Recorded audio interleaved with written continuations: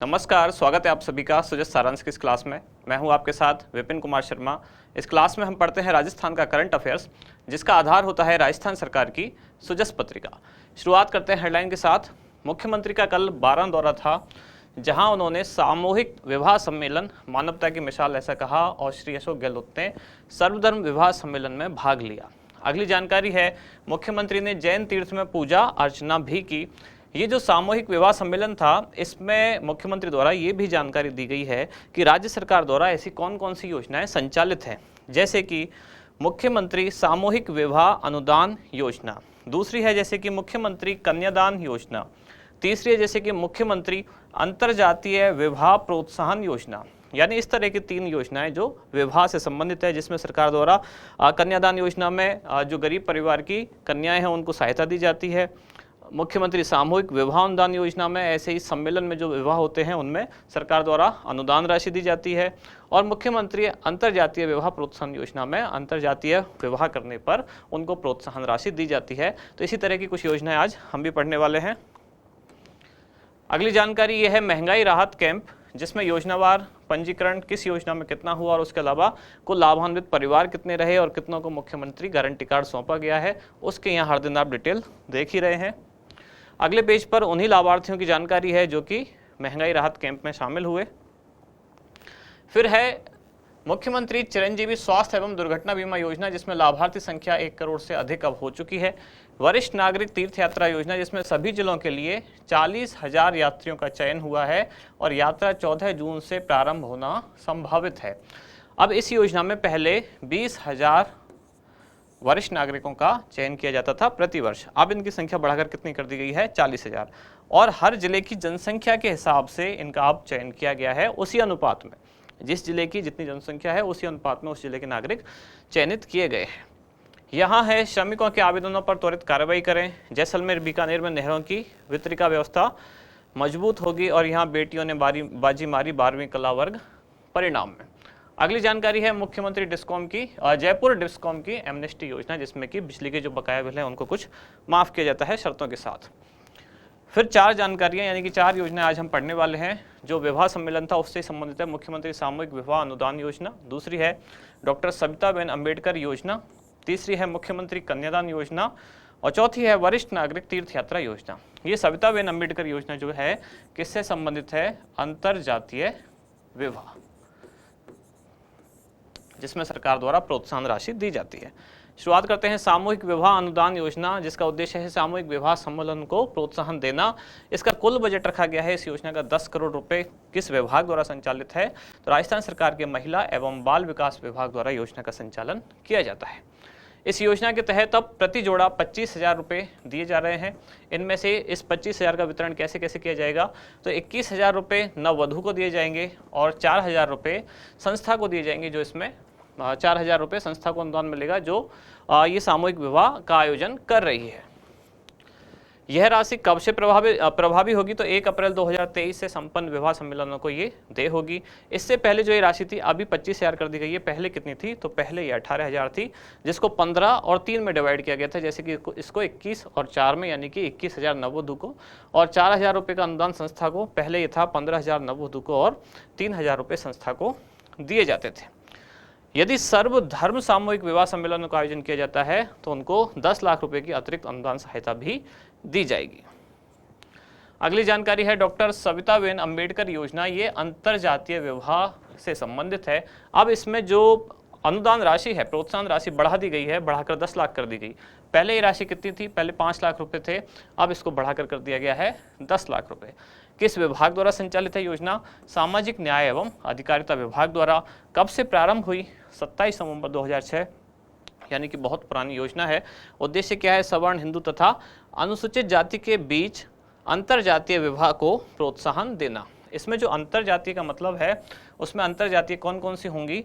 तो एक कोई पक्ष, या तो वर पक्ष या वधु पक्ष, इनमें से कोई एक, यानी लड़का या लड़की में से कोई एक सवर्ण हिंदू होना चाहिए और दूसरा जो है मेल या फीमेल, वो किसमें से? अनुसूचित जाति में से होना चाहिए, तभी इस योजना के अंतर्गत वो पात्र होंगे।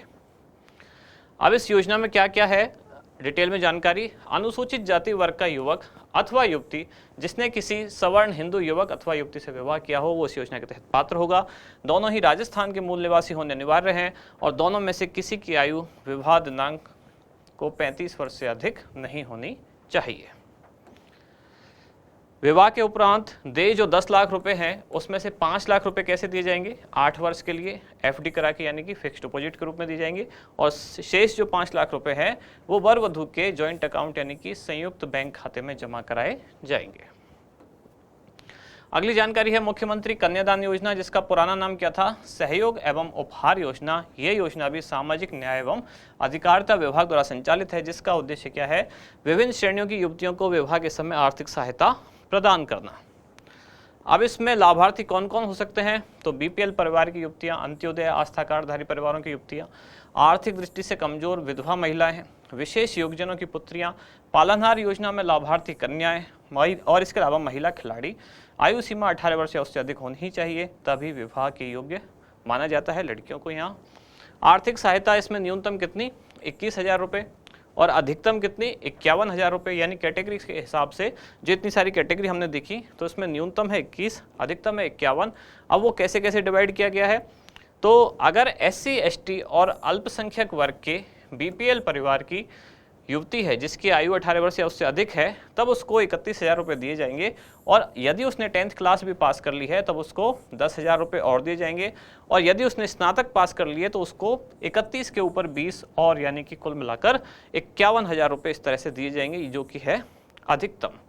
और बाकी जो बची हुई श्रेणियां हैं उनमें 21,000 रुपये न्यूनतम है और यदि लड़की ने 10वीं क्लास पास की है तो 10,000 रुपये और यदि स्नातक पास है तो 20,000 रुपये, यानी 21 + 20। तो यहाँ ये अधिकतम कितना होगा? 41,000 रुपये। अगली जानकारी है वरिष्ठ नागरिक तीर्थ यात्रा योजना, जो कि राजस्थान सरकार के देवस्थान विभाग द्वारा संचालित है। योजना 2013 में प्रारंभ हुई थी, तब रेल यात्रा केवल शामिल थी। 2016 से इसमें रेल और हवाई यात्रा दोनों को जोड़ लिया गया है। इसकी अनुदान राशि यानी कि इसका खर्चा पूरी तरह से देवस्थान विभाग द्वारा उठाया जाएगा। इसका उद्देश्य क्या है? तो देश के जो वरिष्ठ नागरिक हैं उसमें से राजस्थान के जो वरिष्ठ नागरिक हैं उनको उनके जीवन काल में एक बार जो कुछ निर्धारित तीर्थ स्थान इस योजना के अंतर्गत उनकी यात्रा कराना है। इसमें 36,000 जो वरिष्ठ नागरिक हैं उनको रेल मार्ग से, 4,000 को वायुयान मार्ग से यात्रा कराई जाएगी और ये संख्या बढ़ाई कब गई है? अभी यानी कि 2023-24 में। पहले ये 18,000 और 2,000 थे, यानी कि कुल 20,000 थे। अब कुल कितने हो गए? 40,000। पात्रता क्या? व्यक्ति राजस्थान का मूल निवासी हो, आयु 60 वर्ष या उससे अधिक हो, आयकरदाता ना हो, पूर्व में इस योजना का लाभ ना उठाया हो, जीवन साथी या सहायक को साथ ले जाने की अनुमति है और सहायक को साथ ले जाने की सुविधा तभी प्राप्त होगी जब आवेदक की आयु 70 वर्ष या उससे अधिक हो। ये पूछा भी गया क्वेश्चन। और उसने अकेले रेल यात्रा हेतु आवेदन किया हो। आवेदक के जीवन साथी की आयु अगर 60 वर्ष से कम भी है तब भी वो आवेदक के साथ यात्रा कर सकेगा। अब इसमें तीर्थ स्थानों की सूची यहाँ दी गई है। रेल मार्ग द्वारा कौन कौन से तीर्थ स्थान है, इनमें कुल नए भी जुड़े गए हैं कुछ, वो मैं बताऊंगा। जैसे कि रामेश्वरम मदुरई ये पहले से था, जगन्नाथपुरी पहले से था, तिरुपति भी पहले से था, द्वारकापुरी, सोमनाथ ये भी था, वैष्णो देवी अमृतसर, प्रयागराज वाराणसी, मथुरा वृंदावन बरसाना। अभी इसमें नया जुड़ा गया है कौन सा? बरसाना। समेत शिखर, पावापुरी और वैद्यनाथ मंदिर ये भी नया जुड़ा गया है। फिर है उज्जैन, ओंकारेश्वर और त्रयंबकेश्वर, ये त्रयंबकेश्वर भी नया जोड़ा गया है। गंगा सागर पहले भी था, कामाख्या पहले था, हरिद्वार, ऋषिकेश और अयोध्या, अयोध्या इसमें नया जोड़ा गया है। बिहार शरीफ और वेलंकानी चर्च, यानी इस तरह से 14 स्थान है, होने को 14। ये 3-3 के जो सेट हैं, 2-2 के सेट हैं, यानी कि इसको एक गिन के इन तीनों की एक साथ यात्रा कराई जाएगी। हवाई जहाज द्वारा केवल एक ही है इसमें और वो है नेपाल में काठमांडू और वहाँ जो स्थित है पशुपतिनाथ मंदिर, वहाँ की यात्रा हवाई जहाज द्वारा कराई जाएगी। इसके बाद आज का अभ्यास प्रश्न क्या है? वरिष्ठ नागरिक तीर्थ यात्रा योजना का संचालन निम्नलिखित में से कौन से विभाग द्वारा किया जा रहा है? देवस्थान विभाग, पर्यटन विभाग, परिवहन विभाग या कला एवं संस्कृति विभाग? तो इनमें से क्या होगा सही उत्तर, वो आप बताएं कमेंट्स में। आप मिलते हैं कल अगली न्यूज के साथ अगली क्लास में। धन्यवाद।